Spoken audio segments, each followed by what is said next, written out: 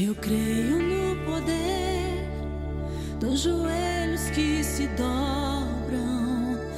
Eu creio no poder da oração. Eu creio no poder das mãos que se levantam. Eu creio no poder da oração. Boa noite, queridos irmãos e irmãs. Que bom que você está aqui neste momento de oração. Podermos nos encontrar, mesmo de maneira remota, para juntos buscarmos ao Senhor, clamarmos ao Senhor e aguardarmos fielmente a ação dele em nossas vidas. É um momento especial, é um privilégio que nós usamos, do qual nós desfrutamos de podermos entrar na presença do nosso Deus, pelo sacrifício precioso que Cristo realizou na cruz do Calvário. Gostaria de convidar você então, aí onde você está, a fechar os seus olhos para juntos orarmos, para darmos início a este nosso encontro. Deus querido, nós te agradecemos mais uma vez o privilégio de podermos nos reunir, mesmo que seja desta maneira remota, nos reunir na tua presença, nos unirmos, ó Deus, em adoração, em oração, em comunhão, ó Deus, pedindo que o Senhor venha falar ao nosso coração, venha dar direção a cada um de nós, venha, ó Deus, entrar com providência e intervir na vida de cada um com o milagre de que precisamos. Nós colocamos a nossa fé em Ti, depositamos a nossa vida no Teu altar e pedimos, ó Deus, que do Teu trono de graça o Senhor responda. Mande, ó Deus, o socorro de que precisamos. Nós oramos, gratos desde já, por tudo que o Senhor tem feito e há de fazer, no nome precioso e poderoso do Senhor Jesus Cristo. Amém.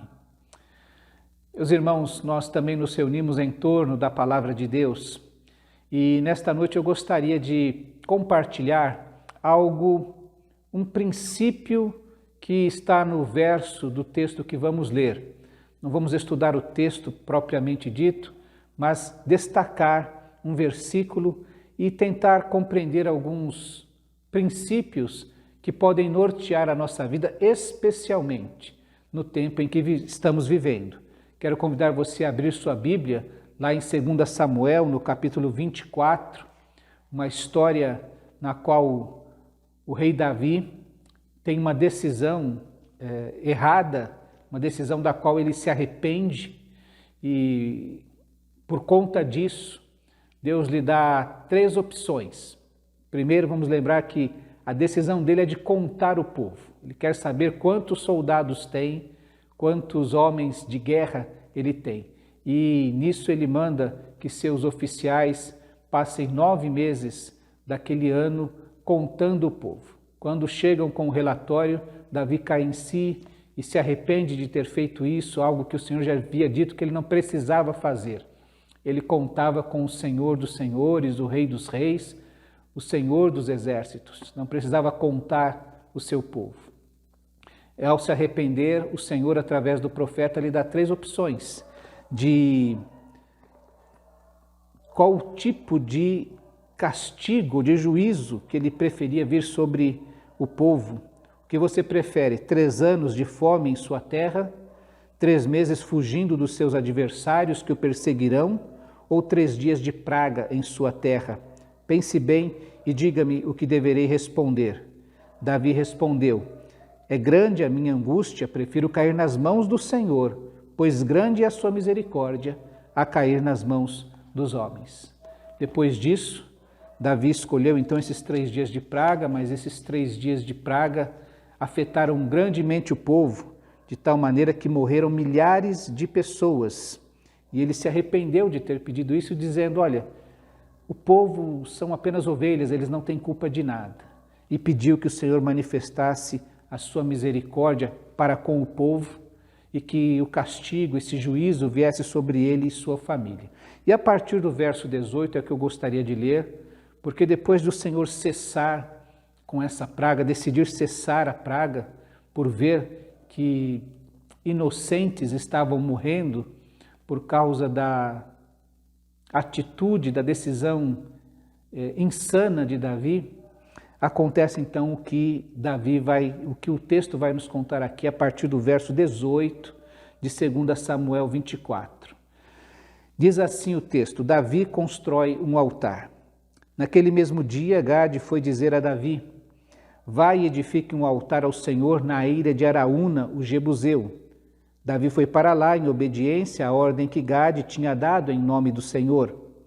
Quando Araúna viu o rei e seus soldados vindo ao encontro dele, saiu e prostrou-se perante o rei, rosto em terra, e disse: por que o meu senhor e rei veio ao seu servo? Respondeu Davi: para comprar sua eira e edificar nela um altar ao Senhor, para que cesse a praga no meio do povo. Araúna disse a Davi: o meu senhor e rei pode ficar com o que desejar e oferecê-lo em sacrifício. Aqui estão os bois para o holocausto, e o debulhador e o jugo dos bois para a lenha. Ó rei, eu dou tudo isso a ti. E acrescentou: que o Senhor, o teu Deus, aceite a tua oferta. Mas o rei respondeu a Araúna: não, faço questão de pagar o preço justo. Não oferecerei ao Senhor, o meu Deus, holocaustos que não me custem nada. E comprou a eira e os bois por 50 peças de prata. Davi edificou ali um altar ao Senhor e ofereceu holocaustos e sacrifícios de comunhão. Então o Senhor aceitou as súplicas em favor da terra e terminou a praga que destruía Israel. Como eu disse, eu gostaria de pensar em alguns princípios sobre esse texto e não exatamente estudar o texto, mas uns princípios sobre este versículo da atitude de Davi no verso 24, quando ele diz: não, eu faço questão de pagar o preço justo, não oferecerei ao Senhor, o meu Deus, holocaustos que não me custem nada. O que se passava na mente de Davi quando ele responde isto a Araúna? Eu quero lembrar que o anjo destruidor, o anjo que vinha trazendo aquela praga ao Senhor, ele parou, ele cessou a sua missão exatamente quando chegava nas terras de Araúna. E por isso Davi ia edificar um altar exatamente nesta terra de Araúna, porque ali simbolizava o momento em que Deus havia demonstrado a sua misericórdia para com Davi, para com todo o povo. Então ele diz: eu não darei ao Senhor holocaustos ou ofertas que não me custem nada. Me parece que um princípio muito importante é o que nós não devemos entregar ao Senhor restos. Entregar ao Senhor aquilo que não vamos mais usar. Entregar ao Senhor as sobras do que temos. É por isso que os dízimos ou as ofertas são chamadas de primícias, das primeiras coisas. Havia festas em Israel, a festa das primícias, que era uma oferta exatamente sobre os primeiros frutos. Que isso é um princípio que nós devemos ter na nossa vida.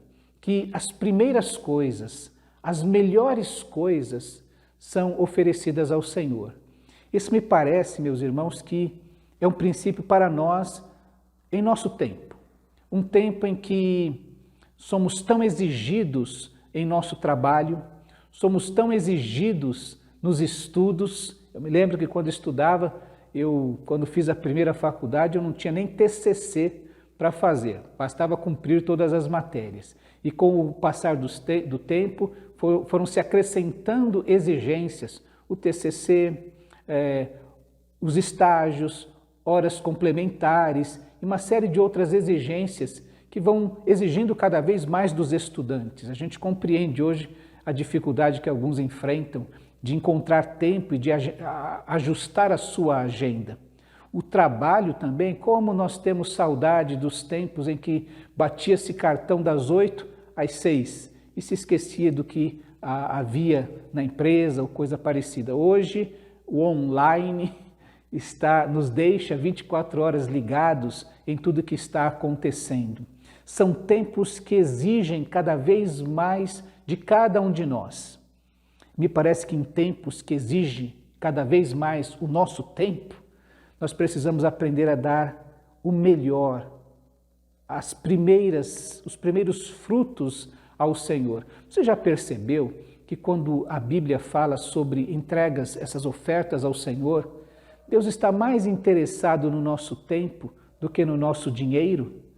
Ele diz lá nos 10 mandamentos que você vai separar o sábado, você vai trabalhar 7 dias, mas o seu descanso será oferecido ao Senhor, será realizado ou feito na presença do Senhor. E quando ele fala de dinheiro, ele fala sobre o dízimo. O dízimo é a 10ª parte, mas este culto ao Senhor é a 7ª parte. É mais tempo do que dinheiro que Deus deseja de nós. Me parece que neste tempo, em que se exige mais tempo de nós, precisamos aprender a oferecer ao Senhor o melhor. E o melhor sempre nos custa. Então é neste tempo que eu preciso descobrir que tempo eu tenho para orar. E neste tempo, qual é o melhor tempo para orar? Eu sei que alguns gostam de orar pela manhã, porque se sentem melhor, com a mente mais tranquila. Outros não vão dormir sem falar com o Senhor de uma maneira específica, clara. Nós também precisamos aprender a isso.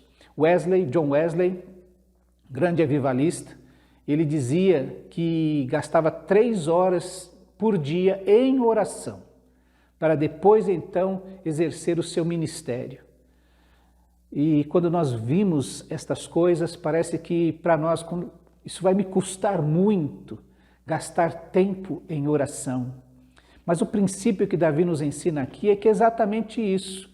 Eu preciso oferecer ao Senhor não o resto, não as sobras, não qualquer coisa, mas algo que me custe, algo que demonstre que o verdadeiro amor que eu tenho ao Senhor, o quanto eu desejo servi-lo. Este é um princípio que nós temos, que o que vamos oferecer ao Senhor precisa nos custar algo, precisa ser algo bom. Rick Warren fala exatamente sobre isso quando ele diz que se o que oferecemos ao Senhor não é o melhor, o que oferecemos não passa de lixo. Parece algo pesado, algo custoso, algo difícil, mas é exatamente isto que um coração como o de Davi tem a oferecer ao Senhor. Por que será que Davi foi chamado de um homem segundo o coração de Deus? Não será exatamente porque o seu coração desejava oferecer o melhor ao Senhor? É interessante que mesmo tomando uma atitude, como eu disse, insana, tomando uma decisão que os seus oficiais, os seus conselheiros haviam desaconselhado que ele fizesse isso, e ele insistiu nisso, e como ele é rei, a sua ordem foi cumprida, mesmo depois de tudo isso, ele caiu em si, arrependeu-se, tinha decisões difíceis para tomar mais uma vez e tomou uma decisão que depois da qual ele também se arrependeu. Era um homem que estava disposto a mudar para poder agradar ao Senhor, um homem que estava disposto a assumir o ônus dos seus erros, o peso das suas atitudes, das suas decisões, tendo misericórdia do seu povo. Era um homem que tinha um coração amoroso. Ele olhou e viu o seu povo sofrendo e disse: esse povo não tem culpa dos meus erros. E foi pedir misericórdia ao Senhor. Me parece que Davi é chamado de um homem segundo o coração de Deus, porque ele tinha este coração. Um coração que quer oferecer o melhor ao Senhor, que está disposto a mudar constantemente para poder manter um relacionamento sempre íntegro com o Senhor, oferecendo sempre aquilo que é melhor de si. O seu tempo, os seus recursos, as decisões que toma na sua vida, tudo isso para o Senhor. Me parece também que quando nós pensamos neste coração moldado, com intenções puras, com um amor que se expressa, ele se expressa também nas coisas que realizamos, nos nossos atos, naquilo que é concreto em nossa vida. Davi fez questão de pagar o preço justo e comprou todos aqueles itens que Araúna havia oferecido gratuitamente. Eis aqui os bois para o holocausto, 2 bois, o debulhador e o jugo dos bois para a lenha. vai custar-lhe nada. Mas Davi diz, não, eu vou fazer o que é justo. Davi pagou o preço por aquilo. E parece, meus irmãos, que quando vamos realizar algo de concreto ao Senhor, precisamos pagar o preço justo por estas coisas. Por isso que eu disse, a gente não entregar ao Senhor, não oferecer ao Senhor o resto, aquilo que quebrou e não funciona mais no nosso lar, aquilo que não serve mais para nós, e aí nós oferecemos para a nossa igreja, para o trabalho do Senhor. Você já trocou de celular quando o celular já não está funcionando? Quando ele já não tem memória suficiente, quando ele já te deixando irritado, porque a memória demora, e aí você compra um novo e fala assim, agora eu posso oferecer esse lá para a igreja ou para alguém. Exatamente esse tipo de atitude que não vem de um coração desejoso de fazer o melhor para o Senhor, de amar ao Senhor de uma maneira que expresse o tamanho da sua gratidão ao Senhor. Davi paga o preço justo. Me parece também, meus irmãos, que em tempos dos quais nós vivemos e temos aprendido tanto com a realidade virtual, como é complicado a gente fazer o melhor para o Senhor. Aprender a falar como eu estou falando com os irmãos aqui, diante de uma câmera, como se eu estivesse falando para uma multidão. A gente vai tendo que aprender a fazer edição de vídeo, aprender a iluminação e gestos e tudo mais para tentar fazer o melhor para o Senhor. E isso custa, por vezes, aprender, estudar, se educar. Quando era criança, e a gente tinha que decorar versículos e fazer peça, tinha peça sempre na Páscoa, peça de Natal, peça do aniversário da igreja, e a gente foi então crescendo, aprendendo a decorar estas coisas para poder apresentar algo de excelência ao Senhor. Parece que Davi, desde aquele tempo, 1000 anos antes de Cristo, 3000 anos atrás, já sabia no seu coração, na sua mente, que o Senhor merece o melhor, merece algo excelente. Davi não está oferecendo um holocausto ao Senhor por remorso, nem para negociar com o Senhor. O Senhor já havia decidido parar aquela praga. A questão é que Davi tem um coração segundo Deus. Davi é um homem segundo o coração de Deus. E ele então sabe que o Senhor é misericordioso, como ele diz. É um Deus que deve ser adorado por causa disso. É um Deus que merece o melhor por causa disso. Uma das mais belas orações são feitas exatamente reconhecendo a grandeza de Deus. Davi tinha esse relacionamento com o seu Deus. É ele quem diz assim, o Senhor, ele é o meu pastor, de quem nada terei falta, que não deixará faltar nada para mim. Eu queria hoje pensar exatamente somente isso. Em tempos que se exigem mais tempo de nós, precisamos escolher o melhor tempo, dar o melhor tempo, oferecer o melhor tempo ao Senhor. Em tempos de escassez, de dificuldades, precisamos aprender a separar primeiro aquilo que é para o Senhor, oferecer o melhor para o Senhor.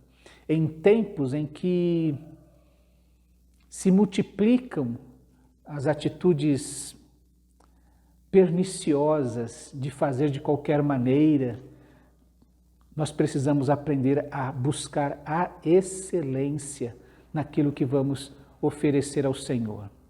O melhor do meu coração, o melhor da minha mente, o melhor dos meus recursos, o melhor dos meus talentos. Você se lembra disso? Então é tempo de tomarmos essa decisão na hora que vamos orar por alguém, na hora que vamos ministrar a vida de alguém, na hora que vamos oferecer a nossa ajuda a alguém, o nosso ombro, sabendo que aquilo que vamos oferecer ao Senhor vai nos custar algo. Online, e às vezes vai nos custar um pouquinho depois do horário, fazer contato com alguém que precisa de nós. Orar um pouco mais tarde, nas vigílias da noite ou logo cedo, para alcançar aquele que está próximo de nós. Tempos difíceis, mas tempos que exigem esta consciência em nós. Eu não posso oferecer ao Senhor qualquer coisa, os restos, as sobras, aquilo que já não tem mais valor para mim. É uma oferta que oferecemos ao Senhor e aquilo que primeiro Deus espera de nós é que ofereçamos o nosso coração, o centro da nossa vida, o centro da nossa personalidade. Tempos difíceis, tempos em que precisamos oferecer o melhor para o Senhor. Quero terminar lembrando daqueles apóstolos, discípulos de Jesus, que depois da morte de Jesus foram infundidos de poder pelo Espírito Santo e saíram pelo mundo.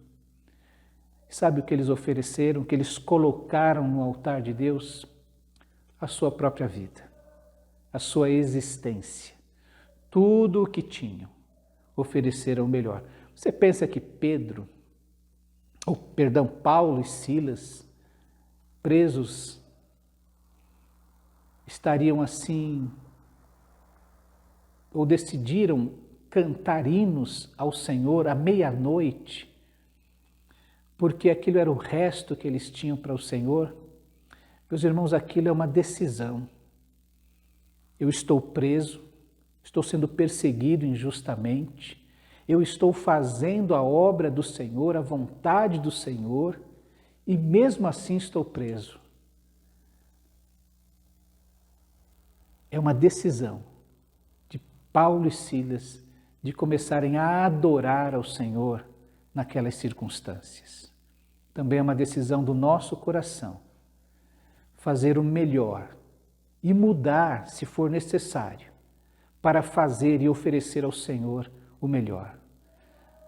Quero repetir Rick Warren, se o que oferecemos ao Senhor não é o melhor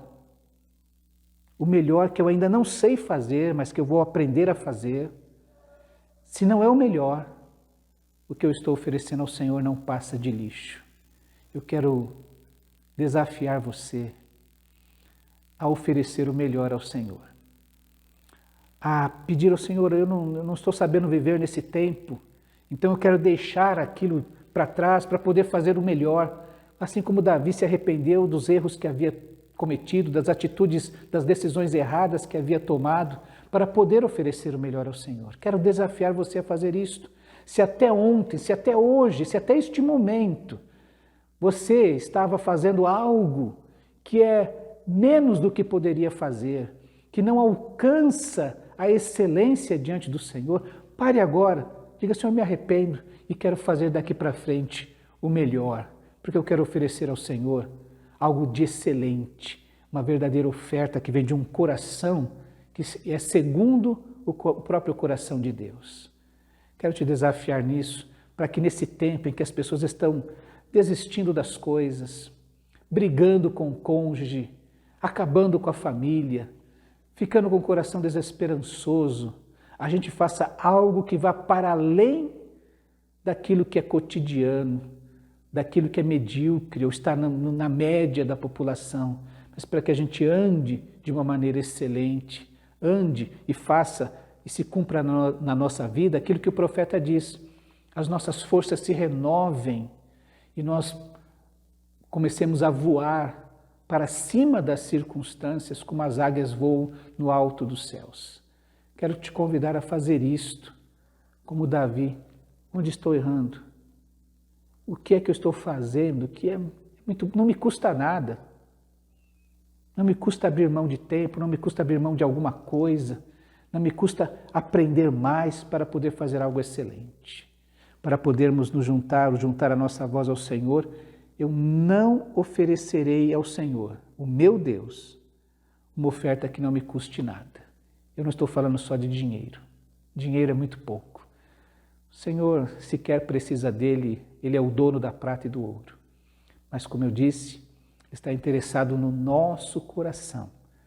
Um coração pronto a fazer o melhor, dar o melhor, fazer tudo com excelência.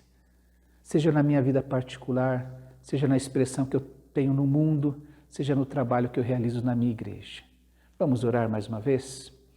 Deus querido, nós te agradecemos porque na tua soberana vontade, o teu Santo Espírito nos convenceu do pecado, da justiça e do juízo e nos transportou, ó Deus, do império das trevas para o reino do Filho do seu amor, onde podemos te servir como sacerdotes, ó Deus, e podemos ministrar também na tua casa. Te pedimos, ó Deus, que estas verdades tão preciosas, que mudaram a nossa existência, também nos motivem, ó Deus, naquilo que vamos fazer, naquilo que vamos realizar no mundo.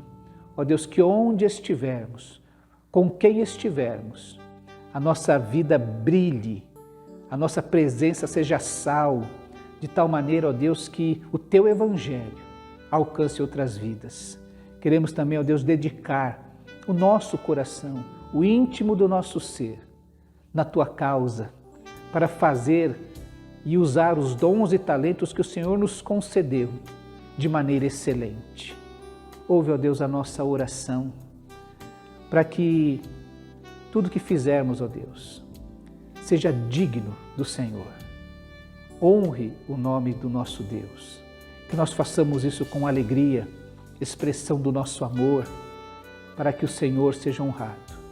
Nós oramos desde já, gratos por tudo que o Senhor tem feito, no nome precioso e poderoso do Senhor Jesus Cristo. Amém.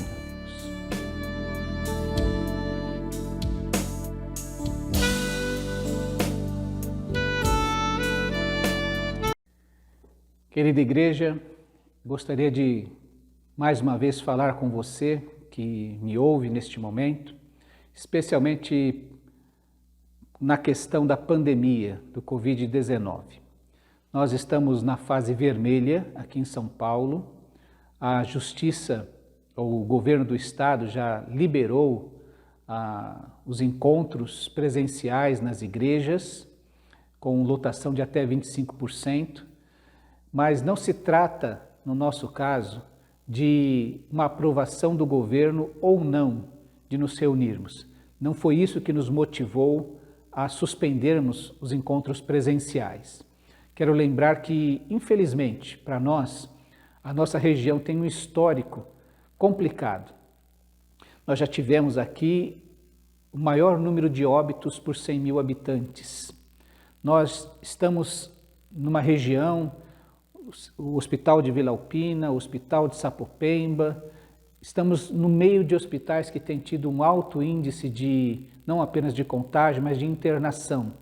É verdade que estes índices vêm caindo, graças a Deus por isso, mas estamos longe de estar bem. Nós só estaremos bem quando ninguém mais morrer por conta desta pandemia e todos tiverem acesso à vacina, todos os anos. Talvez a gente tenha que tomar vacina como se toma a vacina da gripe, todos os anos.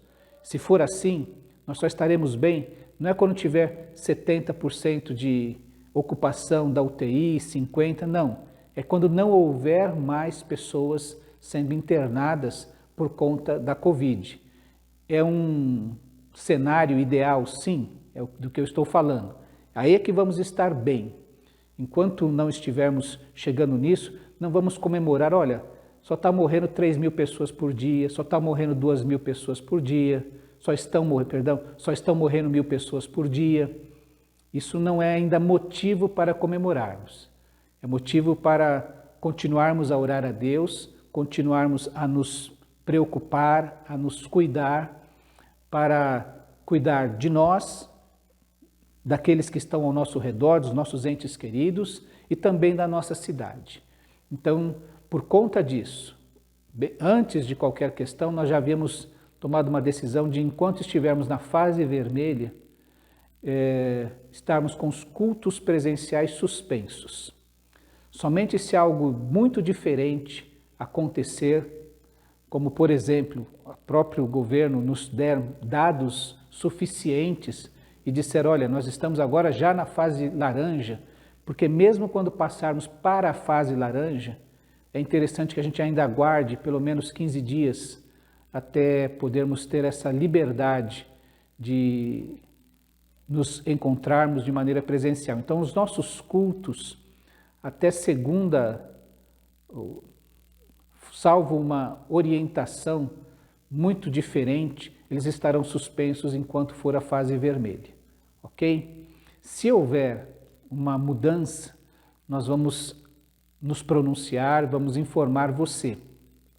Enquanto isso, eu quero convidar você a participar dos cultos de oração, segundas, terças, quintas e sextas, às 20 horas, nós temos um encontro de oração pelo Meet. Você não sai da sua casa, você se encontra, você pode orar, você pode pedir oração, você pode receber orientação ali. Também temos outros irmãos que têm ajudado no pastoreio, conversado por telefone, buscado saber como é que estão as pessoas, os irmãos da nossa igreja, para poderem dar a orientação que for necessária, estender a mão e suprir da maneira que pudermos a cada um. Às quartas-feiras temos este culto que gravamos para que você ouça na sua casa, para que você tenha contato com a sua igreja. Aos domingos, às 9h30 da manhã, temos a Escola da Caminhada.